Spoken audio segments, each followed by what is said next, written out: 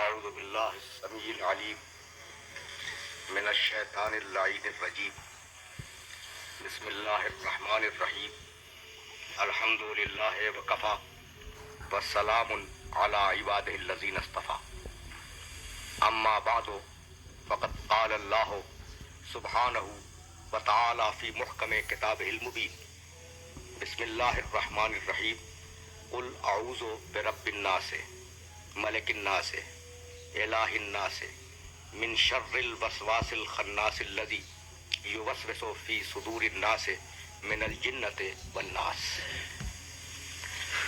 عزیزان محترم، سورہ ناس کی تلاوت کا شرف حاصل کیا گیا، جو آج کی ترتیب کے اعتبار سے قرآن مجید کا 114واں اور آخری سورہ ہے۔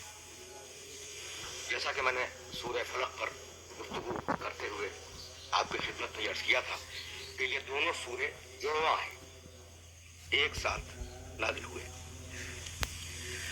اگر دقیق نگاہوں سے آپ ان دونوں سوروں کا مطالعہ فرمائیں گے تو آپ کو اندازہ ہوگا کہ وہ بات جو سورہ فلق میں ارشاد فرمائی گئی اسی بات کی تکمیل سورہ ناس میں کی گئی۔ اب میں ترجمہ آپ کی خدمت میں عرض کروں تاکہ ان آیات کے الفاظ پر رک کر ہماری گفتگو مکمل ہو سکے۔ بسم اللہ الرحمن الرحیم قل اعوذ برب الناس، حبیب کہو کہ میں پناہ چاہتا ہوں رب الناس کی، انسانوں کے رب کی، ملک الناس، انسانوں کے بادشاہ کی، ملک بادشاہ، الہ الناس، انسانوں کے معبود کی، مقصود حقیقی کی پناہ چاہتا ہوں۔ کس سے بچ کر؟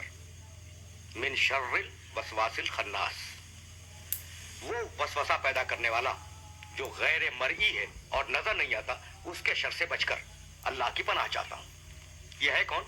الذی یوسوس فی صدور الناس، یہ وہ وسوسہ پیدا کرنے والا ہے جو انسانوں کے صدور میں، سینوں میں وسوسہ پیدا کرتا ہے۔ من الجنۃ والناس، یہ وسوسہ پیدا کرنے والا جنوں میں بھی ہے اور انسانوں میں بھی ہے۔ بھائی عجیب و غریب منزل قرآن فہمی کی یہ ہے کہ اگر آپ سورہ فلق پہ غور کریں تو اس پورے سورے میں پروردگار عالم نے اپنے لیے کل ایک نام استعمال کیا، رب الفلق۔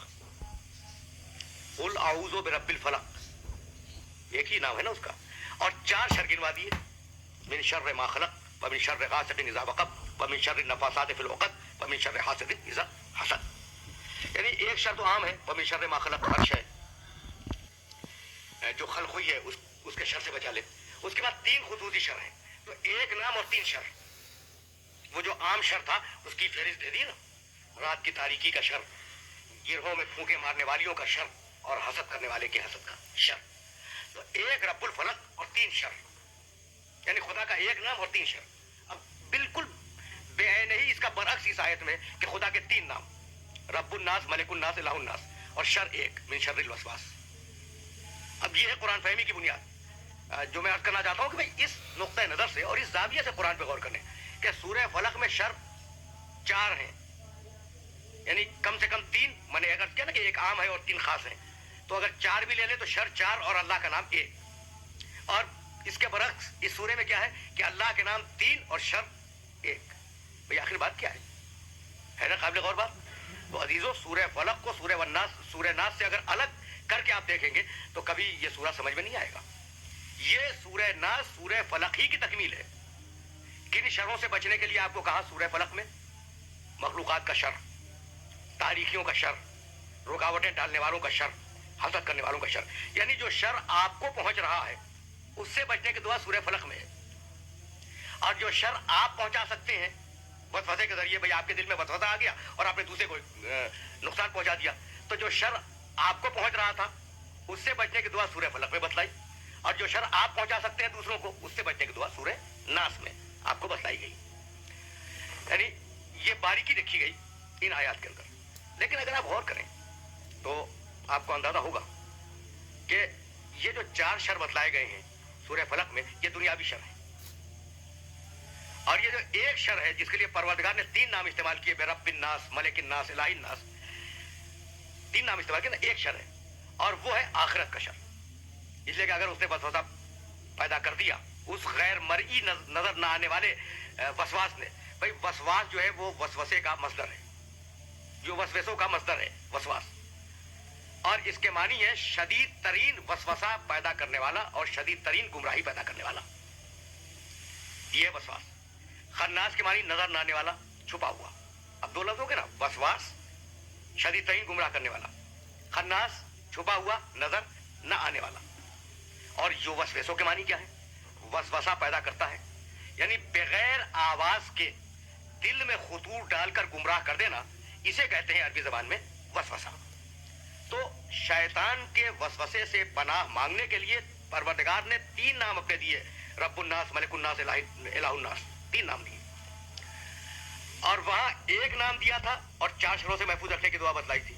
तो बतलाना यह था कि ये जो दुनियावी शर है वो आखिरत के शर के मुकाबले में इतने हकीर हैं कि हमने फकत एक नाम के वसीले की तुमसे बात की। और आखिरत का शर इतना खतरनाक है, ये शैतान का शर इतना खतरनाक है कि 3 नाम हमने इजाफा किए ताकि तुम इसके शर से महफूज रह सको। यानी ये बारीकियां हैं जो कुरान मजीद ने इन अल्फाज के अंदर रखी हैं।